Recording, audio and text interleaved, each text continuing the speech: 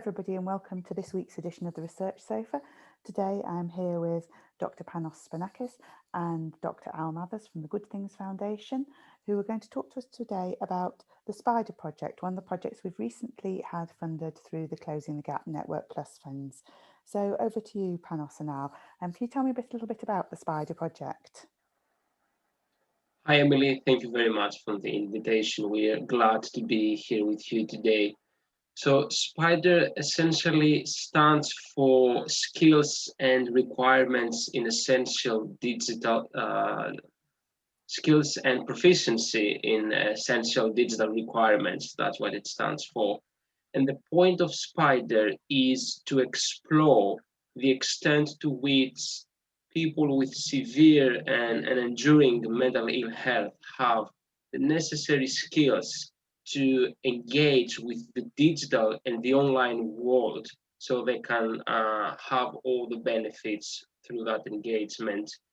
And we thought this was particularly timely to explore it now, although it's not an issue that has become a problem after the COVID-19 pandemic. It was an issue before that. But as with many other things, we think the pandemic kind of highlighted the extent of inequalities that exist in that area. And with the vast digitalization of life, from just leisure activities and communication to receiving health related information or health related services even, we thought it's really important to see to what extent this particular group, which is already facing other inequalities in other issues, whether that particular group has the necessary skills to engage with online services and use digital technologies. And if not, understand how wide the gap is and where the main problem occurs, just to see if there is a need for any policies to be developed to intervene and help people develop their skills further.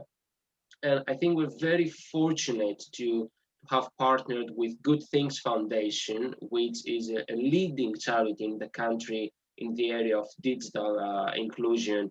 And I would be happy if Al talks a bit about their involvement in our project and how it ties with their work. I'm Dr. Al Mathers, Head of Research at Good Things Foundation, and delighted to be a partner on the S.P.I.D.E.R project with Panos. Good Things Foundation is focused on ensuring that everyone benefits from a world through digital.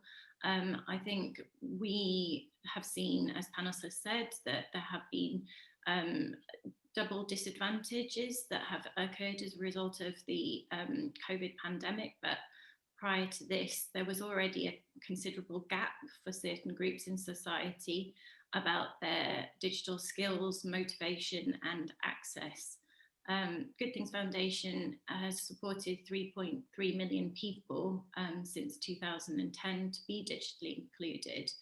But what we're aware of is that we need to work with leading academic partners and really understand at depth what this means for certain communities. And therefore the S.P.I.D.E.R project was really appealing to us because we're aware and over the last year that mental health has been hugely affected for many people across the population, but those people who've already been living with underlying mental ill health, there's less evidence about what their digital capabilities have either enabled them to do or place barriers where they're not able to do things online. It's a really timely project in that respect, because what we're looking at now is developing long-term and future solutions to ensure that no one is really left behind.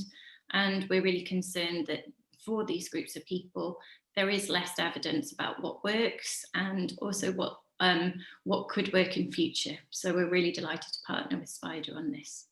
The aim of S.P.I.D.E.R is to understand the skills that people with severe mental ill health currently have.